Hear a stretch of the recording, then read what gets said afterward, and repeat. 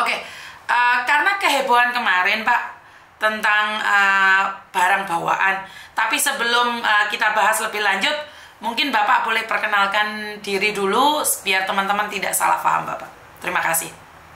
Ya, selamat pagi semuanya. Saya Ferry, petugas layanan informasi di Bea Cukai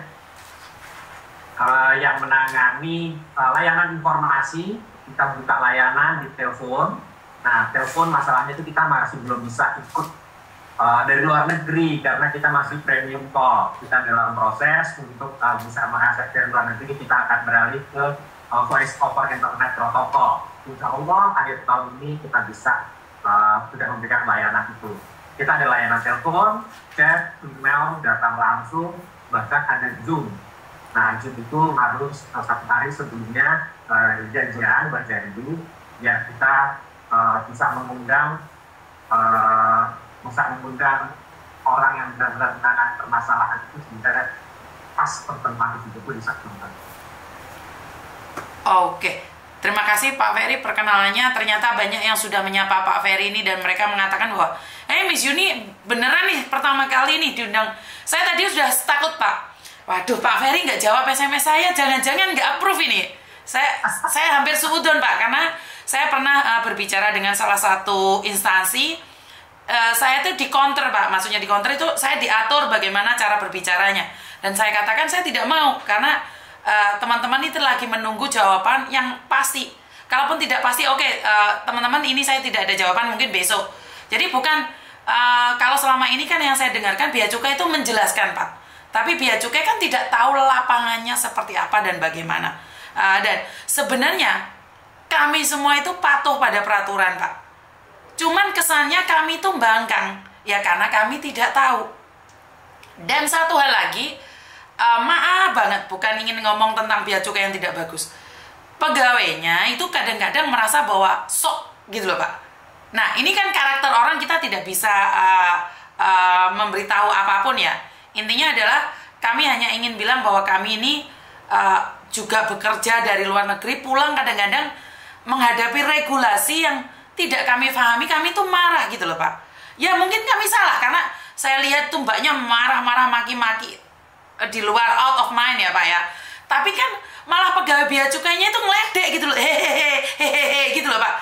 Itulah yang saya, kenapa gitu loh, kenapa kalian itu sebagai apa ya, orang sendiri menyepelekan, sementara kita yang di luar negeri itu dihormati gitu Pak. Mungkin bisa dijelaskan pertama tentang buah yang kemarin sempat gempar itu Bapak. Terima kasih. Baik, jadi Bu, di perbatasan itu yang bertugas itu ada 3 unit. Siap. Jadi CIQ, Custom, Immigration, sama Karantin. Oke. Di video yang kemarin itu sudah masuk ranah karantina Bu. Oke, siap. Adalah kenapa ada unit karantina ini untuk menjaga virus atau bakteri masuk ke wilayah Indonesia. Nah, kalau yang ranahnya karantina itu adalah tumbuhan dan produk tumbuhan, hewan, sama ikan. Oke, siap. Itu terkena karantina. Ada di satu negara Bu ya, itu bahkan bawa daging itu tidak boleh dalam bentuk apapun. Nah, karena di negara tersebut dia memang produsen sapi. Kalau ada bakteri yang membahayakan sampai saat ini adalah penyakit mulut dan kuku. Nah, kalau sampai industri di negara itu mulut dan kuku menyebar bakterinya, nah sehancur perekonomiannya, kira-kira seperti itu. Okay. Nah, di Indonesia juga itu untuk ikan, tumbuhan, sama produk hewan. Nah, kalau tumbuhan itu kenapa? Karena memang ada penyakit yang dibawa oleh buah, itu telur lalat buah. Nah, kalau itu sampai berkembang, dan itu akan menjadi kasihan petani kita di sini. Tidak bisa dijual, bahkan nggak bisa ekspor. Mungkin bisa jadi produk buah-buahan dari negara kita yang biasa kita ekspor, itu di-ban sama negara importir sana. Kita nggak bisa ekspor pada itu. Nah, itulah untuk menjaga. Kalau kita mau mundur ke belakang lagi, itulah fungsinya kehadiran negara dalam melindungi negaranya. Nah, memang diakui komunikasi kita selama ini memang masih sangat tipis. Kenapa sih bawa buah orang beli sendiri buat anak kok nggak boleh? Nah itu dia karena takut ada bawa penyakit. Loh berarti impor nggak boleh dong? Impor boleh karena itu sudah diurus perizinan kesehatannya, sudah ada sertifikatnya. Begitu juga kita nih kan di Sumatera itu kan banyak pertanian, ada buah pisang, nanas dan seterusnya. Dan itu memang kawasannya itu sudah sangat steril, Bu. Tidak ada dari luar, dan itu selalu dicek sama negara importer mana. Kita ekspor itu harus ada sertifikat. Kira-kira demikian.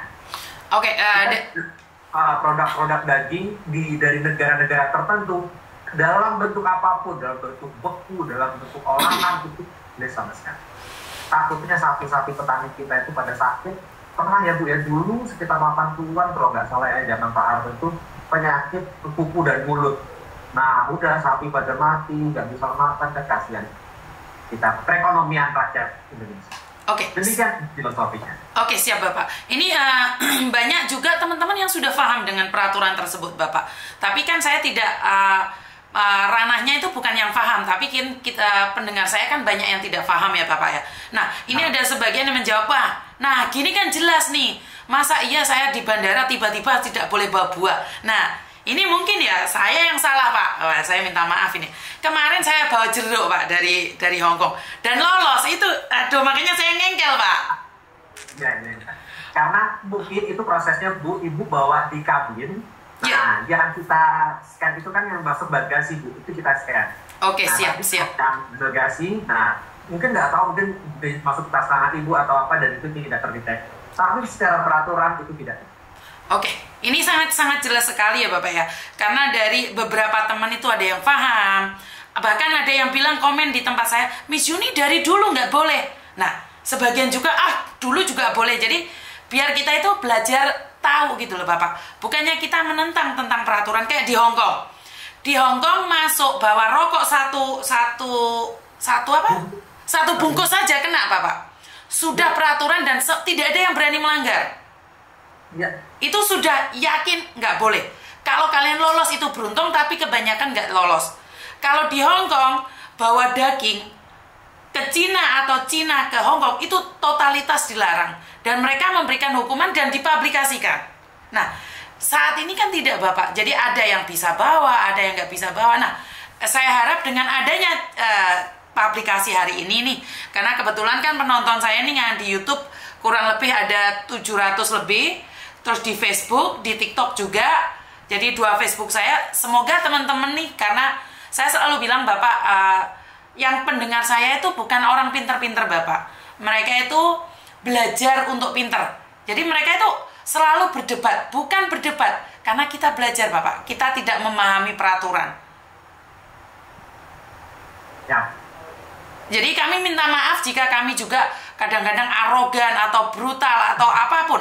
Karena kami memang merasa capek. Kami itu dikasih tahu bahwa kami adalah pahlawan devisa. Tapi pada kenyataannya kami ini dianaktirikan. Dan yang sangat menyenangkan adalah dengan kehadiran Pak Ferry, saya juga memberikan edukasi apa aja sih form yang harus diisi. Saat kemarin terjadi perdebatan di kantor pos ya Bapak ya? Ya, kalau saya kenal Pak Ferry mungkin ya, jauh sebelum Pak Justinus telepon saya, mungkin saya nggak viral Pak. Iya. Karena Pak Ferry kan nih kayak ada yang dari Taiwan ya Bapak ya. Ada yang dari Hong Kong itu kena pajak sampai 1 juta lebih. Dan Pak Ferry bisa mengkondisikan dengan peraturan yang ada. Jadi tidak sampai nama Bea Cukai sendiri saya bermusuhan dengan Bea Cukai seolah-olah. Walaupun saya tidak merasa bermusuhan. Bahkan saya diancam oleh beberapa orang, dikatakan bahwa saya akan disomasi oleh Bea Cukai. Loh, saya itu membantu Bea Cukai loh. Waktu gamis yang beli 200 kena 9 juta, saya bilang Bea Cukai tidak melakukan itu. Tapi sekali lagi, di sini adalah penerangan ya Bapak. Mungkin boleh dijelaskan lagi, saya senggol sedikit. Kalau tentang buah, saya sudah paham nih Pak. Bagaimana dengan paketan Pak? Kok masih belum ada, banyak yang hilang dan nggak nyampe rumah. Ini bagaimana Bapak? Kalau boleh tahu. Kalau paketan Bu, jadi kita itu dari proses ibu kirim dari rumah ke kantor jasa titipan, terus itu berlayar atau terbang, terus sampai dilayani di kantor jasa titipan di Indonesia, kita itu bekerjanya itu tidak lebih dari 5 menit.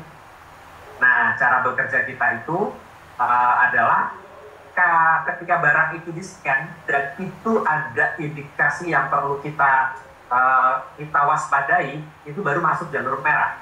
Kalau itu tidak masuk dalam ranah itu, kita masuk jalur hijau, diproses langsung dikirim. Nah, yang jalur merah itu apa saja sih? Ada 8 item, tapi saya nanti bisa menyusul lengkapnya ya. Siap. Bahan peledak, senjata tajam, bahan yang membawa penyakit, terus high value good. Nah, itu yang patut kita waspadai.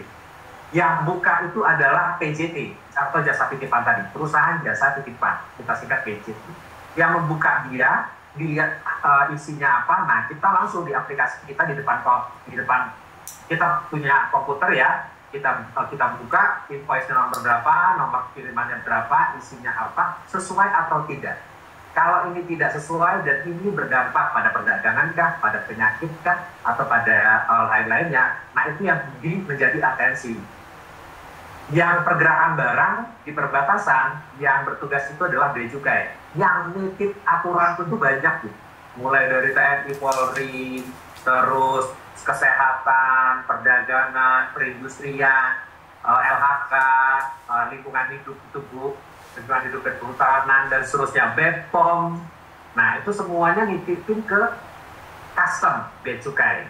Nah, dari ke atas aturan-aturan titipan itu ya kita coba waspadai. Kita harus teliti. Kalau kita nggak teliti, kita ada lembaga pengawas petugas, kenapa nggak teliti apabila ada sampai barang yang lolos dan seterusnya. Dan itu nanti ancaman kita berlapis di internal bea cukai sendiri, di Kementerian Keuangan, mungkin bahkan ke kejaksaan atau polisi. Nah, di sini memang kita selalu membangun budaya kerja, kita harus teliti. Sebisa mungkin, semaksimal mungkin kita harus teliti. High value good kenapa sih harus dipajakin lebih? Kenapa sih kalau tekstil ada aturan khusus, sepatu? Nah, karena memang di Indonesia itu banyak produsen tekstil, banyak produsen sepatu. Kalau itu tidak kita tidak melindungi industri kita sendiri, akhirnya nanti banyak pekerja buruh yang nggak dapat pekerjaan, perusahaan tutup dan seterusnya. Kalau beli di luar negeri, kalau pakai paspor itu kan bisa bebas PPN gitu. Nah, dimasuk ke Indonesia, nah itulah makanya perjanjian antara custom dunia itu ada kesepakatannya seperti itu. Di sana dibebaskan pajaknya, tapi pajaknya di negara tujuan. Jangan sampai juga di negara asal kena pajak, di negara tujuan kena pajak, jadi double pajak, double taxation. Nah, itu untuk menghindari itu. Kenapa sih? Ya memang barangnya itu bagus, value, bernilai. Nah, makanya kita kasih insentif dan itu masuk ke rekening negara. Setiap pembayaran untuk negara itu pakai kode billing ya Bu. Jangan sampai masuk ke nomor rekening. Apapun namanya, PT Bea Cukai, Yayasan Bea Cukai, Koperasi Bea Cukai, itu berarti penipuan. Nah, itu hanya pakai kode billing.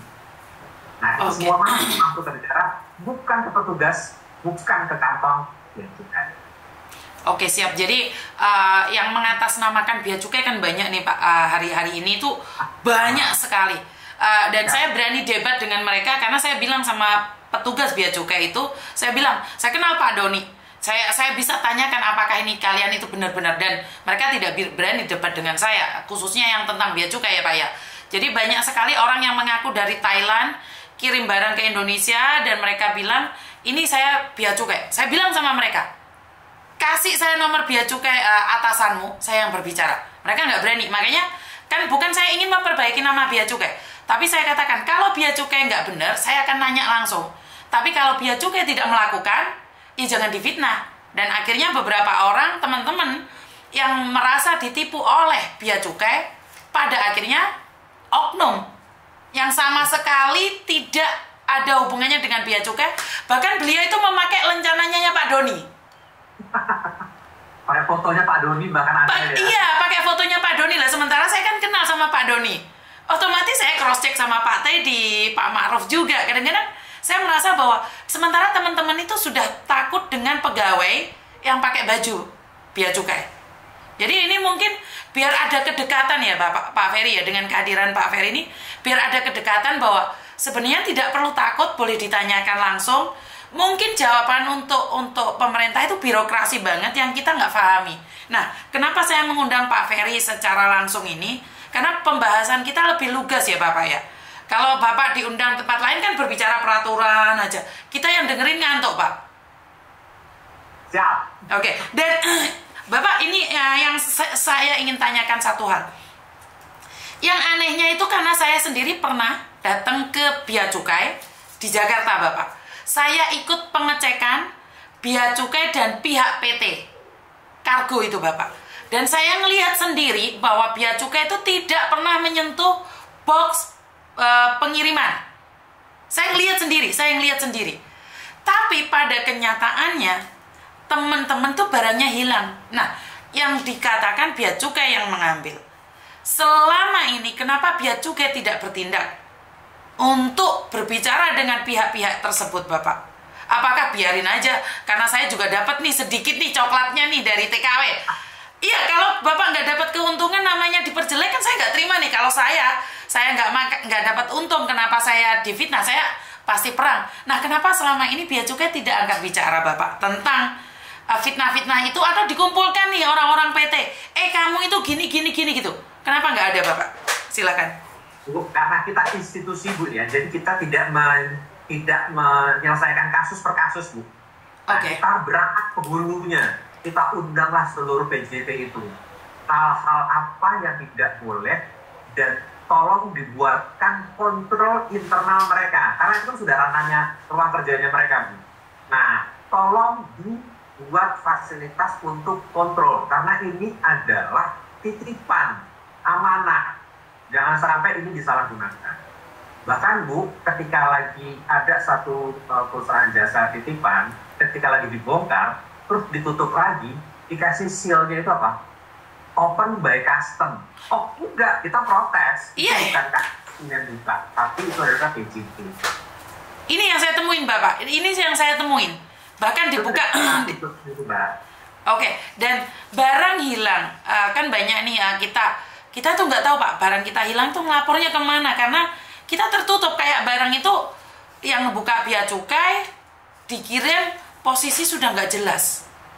Kan nggak mungkin juga, pernah kan saya bilang manci hilang, celana dalam hilang, coklat hilang. Maksud saya ini kan sudah ranahnya kriminal. Kan kita nggak tahu melapor kemana, Pak, kalau tanpa bimbingan dari Bea Cukai. Jasa titipannya, Bu. Itu bisa diklaim. Tidak ada, Pak. Kemana ngeklaimnya? Ada. Makanya ketika lagi kita memilih perusahaan jasa titipan, harus ada yang customer care-nya. Customer care-nya nggak don't care, Pak, tulisannya, Pak. Nah, baik. Ada, kalau boleh di-share PP-nya apa, nanti mungkin kita bisa menegurnya. Oke, siap. Jadi, karena kita tidak tahu nih, Pak, yang di Indonesia, kita cuma tahu yang ada di Hong Kong. Nah, Itu bisa ya, Bapak ya? Seharusnya di Hong Kong juga dia kan harus tahu dong PJT di sananya siapa yang ngurusin. Kita nggak tahu, Pak. Jadi kalau kita di sini ya pakai jasa paketan Uni Express. Jadi mbak-mbak yang ada di sini tuh nggak tahu saya pakai jasa kargonya apa. ABC itu saya pengirim itu tidak tahu, Pak. Karena itu yang saya menjadi pertanyaan adalah sekarang ini ada jasa pengiriman barang, kita sudah bayar kurang lebih 2 juta, masih ditambah lagi 400.000 untuk bayar gudang, Bapak. Sementara gudang kan tanggung jawab mereka, bukan saya. Karena saya sudah bayar jasa paketan. Dan saya telusuri, saya coba kontak Pak Beni juga. Pak Beni menanyakan kargonya apa. Lah, kita mana tahu kargonya apa, Bapak? Mungkin itu bisa jadikan masukan, Bapak. Baik, ini saya catat, Bu.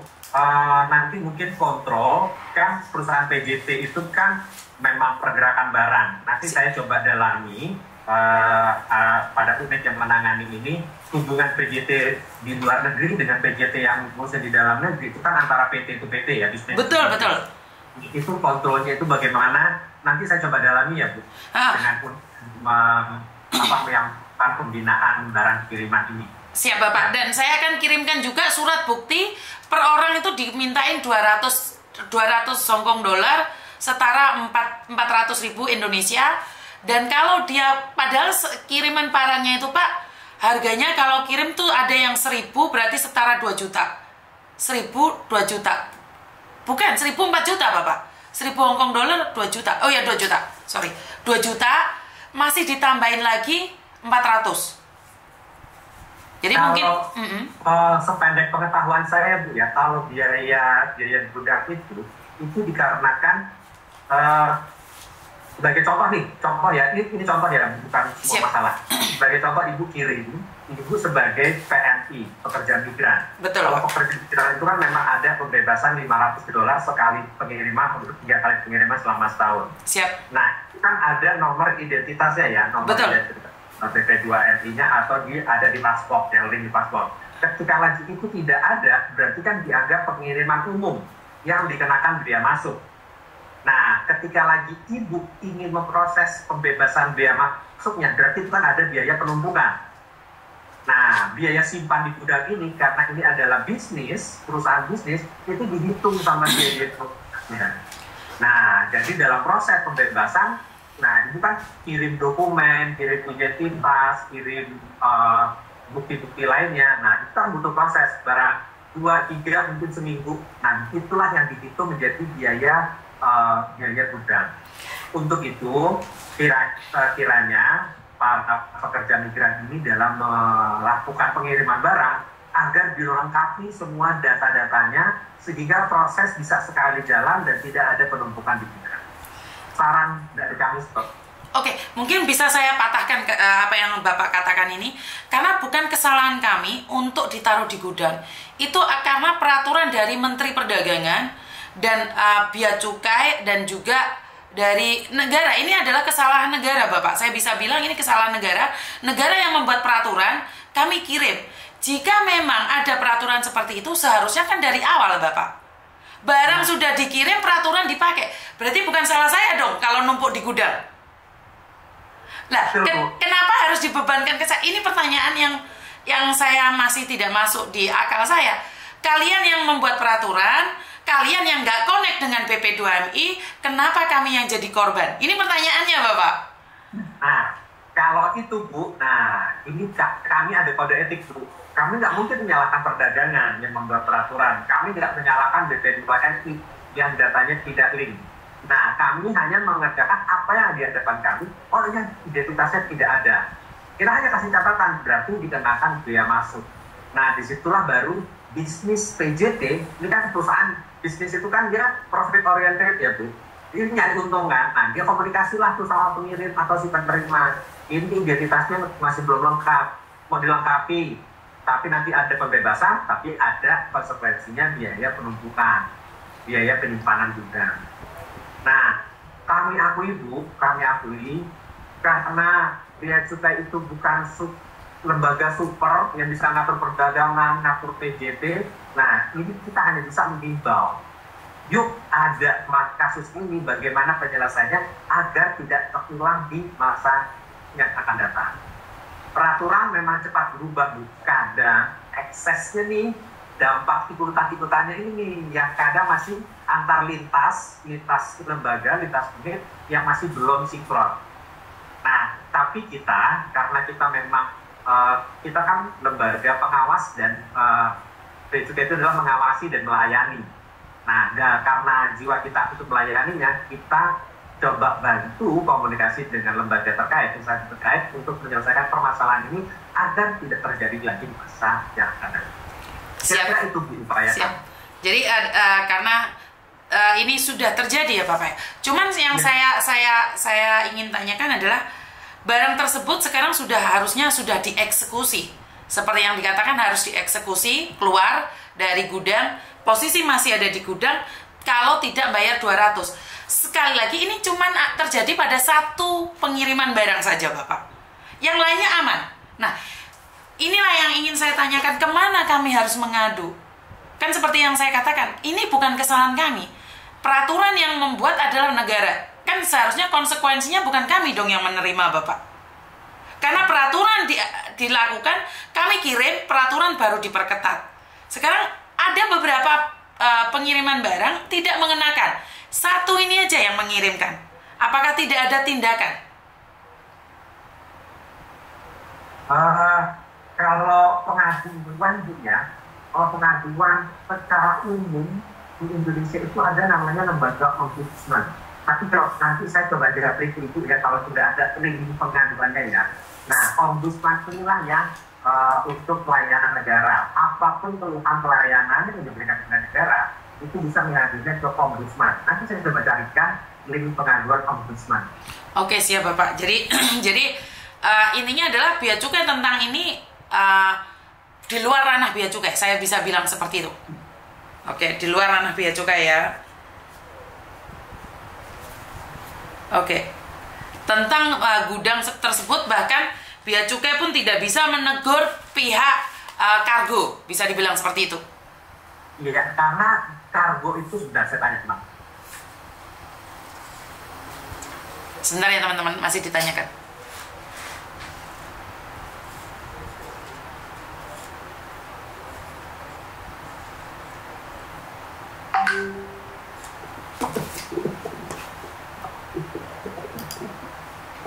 Tunggu sebentar ya. Kami juga nyari data dulu, Bu. Kita buka. Siap, nggak apa-apa, Pak. Siap, nggak apa-apa, Bapak. Kita tunggu. Gunakan CBP itu mengeluarkan menyusul ya, Bu. Saya harus phone a friend dulu, ask the audience. Nggak apa-apa, Bapak. Karena memang kita semuanya on the spot ya, kan tidak. Saya seperti saya katakan tadi, tidak semuanya bisa terjawab. Karena cuman saya tadi ingin menanyakan tentang keresahan teman-teman yang ada di Hong Kong ini tentang sesuatu, yaitu tentang Mbaknya di mood boleh nggak Mbak E? Mbaknya di mood dulu boleh nggak? Udah, Bu. Oke. Jadi intinya adalah kita nanyanya on the spot, dan pastinya Bapak juga seperti yang saya katakan, guru ada guru bahasa Inggris, ada guru matematika, begitu juga kita manusia. Kita tidak bisa semua informasi kita cakup semua, Bapak. Saya memahami itu. Karena itu nggak bisa ya, Bu ya. Betul. Karena itu saya akan nanyakan, kemarin saya sempat berbicara dengan Bapak. Tidak semuanya kita bisa jawab, karena kalau kita jawab salah, itu ranahnya lain nanti. Bisa dituntut nanti. Iya, betul. Jadi ya? betul. Pak Ferry wedi aku wedi mau pikir. Karena jawabannya on the spot semua. Jadi ini saya suka, ini pertama kali bea cukai mau ngomong on the spot. Ya saya appreciate ya, walaupun ada beberapa yang tidak dipahami karena Pak Ferry bukan yang bagian eksekusi. Karena Pak Ferry juga bea cukai juga itu titipan dari beberapa instansi. Benar ya Bapak ya? Jadi ada apa-apa nih dititipin, disisipin ke bea cukai. Jadi kalau ada masalah itu yang ditembak pertama bea cukai. Ya Pak ya?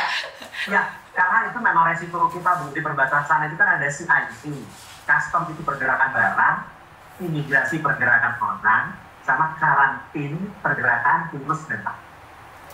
3 itu sudah yang terjadi pergerakan.